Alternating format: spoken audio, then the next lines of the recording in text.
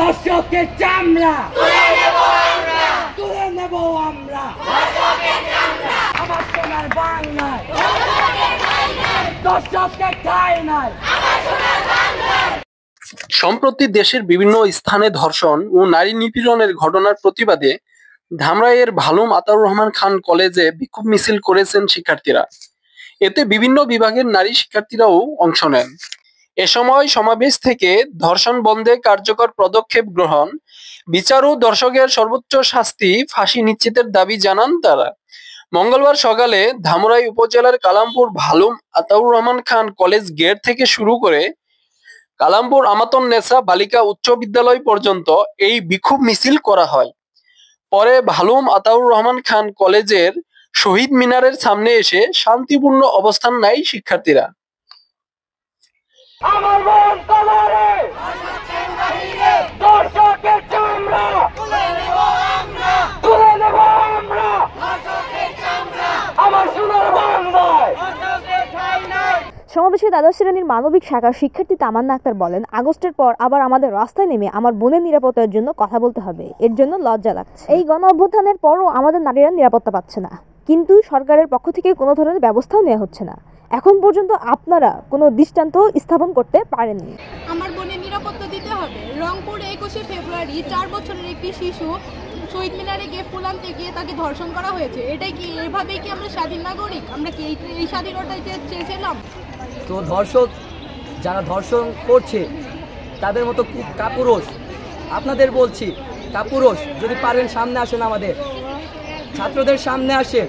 আমরা আগস্টের জুলাইয়ের ছাত্র, বৈষম্যবিরোধীর ছাত্র। আমরা রাজপথে সর্বদা ছিলাম, আছি এবং থাকবো ভবিষ্যতেও। দেশকে আমরা সামনে এগিয়ে নিয়ে যাওয়ার জন্য আইন শৃঙ্খলাবদ্ধ রেখে আমাদের যা করণীয় আমরা করব। এই ধর্ষকের বিরুদ্ধে আমরা আরও কঠোর হব। ভালুম আতাউর রহমান খান কলেজের ইতিহাস বিভাগের সহকারী অধ্যাপক মোহাম্মদ মামুনুর রশিদ বলেন, আমাদের কলেজ থেকে ধর্ষকের ফাঁসি নিশ্চিত করার দাবিতে প্রতিবাদ মিছিল করা হয়েছে। সেখানে মেয়ে শিক্ষার্থীর সংখ্যা বেশি।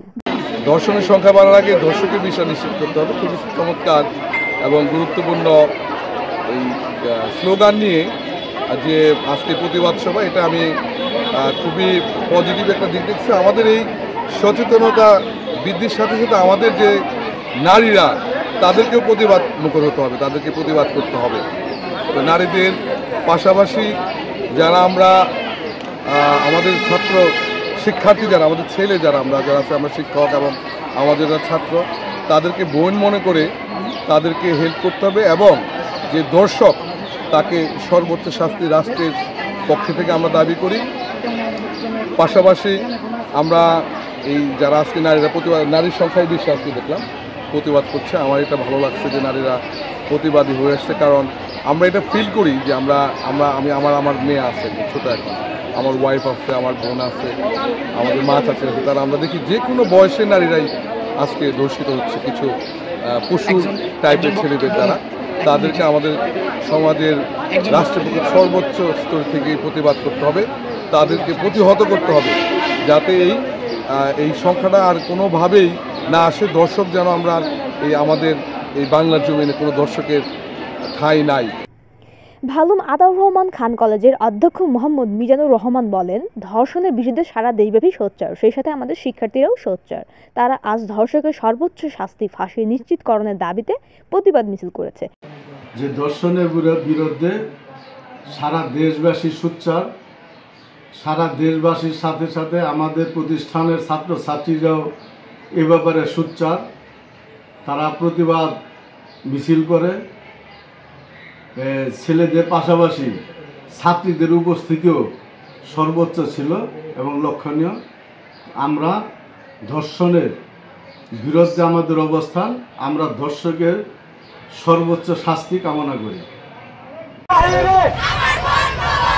আমার বোনের নিরাপত্তা,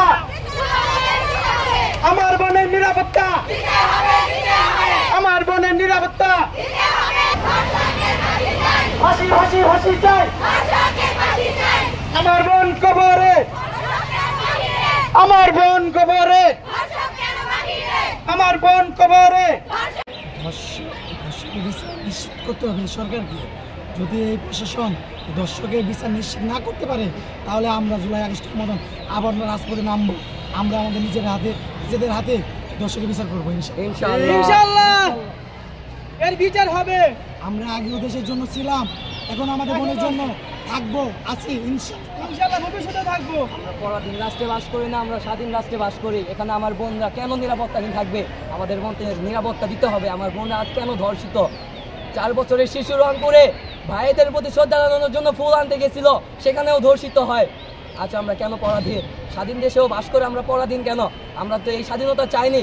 আমরা জুলাই আগস্ট পার করে এসেছি, স্বৈরাচারকে মুক্ত করেছি দেশ থেকে, তাহলে কেন আজ আমরা পরাধীন? কেন ধর্ষকের সম্মুখীন হতে আমাদের বোনদের?